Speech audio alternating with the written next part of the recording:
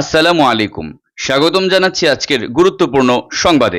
Iran পরিষ্কারভাবে জানিয়ে দিল কোনো অবস্থাতেই ইউরেনিয়াম সমৃদ্ধকরণ ও পারমাণবিক গবেষণা তারা বন্ধ করবে না।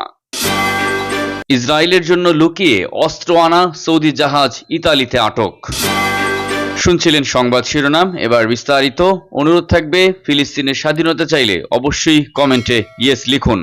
ইরানের উপপররাষ্ট্রমন্ত্রী মাজিদ তাকত রাভাঞ্চি বলেছেন, ইরান সমৃদ্ধকরণের ক্ষমতা ও সীমা নিয়ে নমনীয় হতে পারে, কিন্তু যে কোনো পরিস্থিতিতেই ইউরেনিয়াম সমৃদ্ধকরণ সম্পূর্ণভাবে বন্ধে সম্মত নয়, কারণ এটি দেশের জন্য অপরিহার্য। সম্প্রতি জাপানের কিয়োডো নিউজকে দেওয়া এক সাক্ষাৎকারে রাভাঞ্চি বলেন, আমাদের নিজেদের উপর নির্ভর করতে হবে, ফাঁকা প্রতিশ্রুতির উপর নয়। এটা একেবারেই স্পষ্ট, যদি যুক্তরাষ্ট্র শূন্য সমৃদ্ধকরণের উপর জোর দেয় তবে কোনো চুক্তি হবে না এবং ইরান পারমাণবিক গবেষণা থেকে পিছপা হবে না। ইহুদিবাদী ইসরায়েলের জন্য যুক্তরাষ্ট্র থেকে অস্ত্র বহনকারী সৌদি আরবের একটি জাহাজ ইতালির জেনোয়া বন্দরে আটকে দিয়েছেন সেখানকার কর্মীরা। জাহাজটির পরিকল্পনা ছিল জেনোয়া থেকে অস্ত্র বোঝাই করে তা আবুধাবিতে নেওয়া হবে।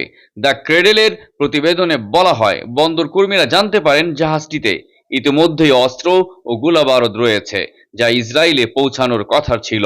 জেনোয়ায় আসার আগে জাহাজটি যুক্তরাষ্ট্রের মেরিল্যান্ডে গিয়েছিল এবং সেখান থেকেই অস্ত্র বোঝাই করা হয়।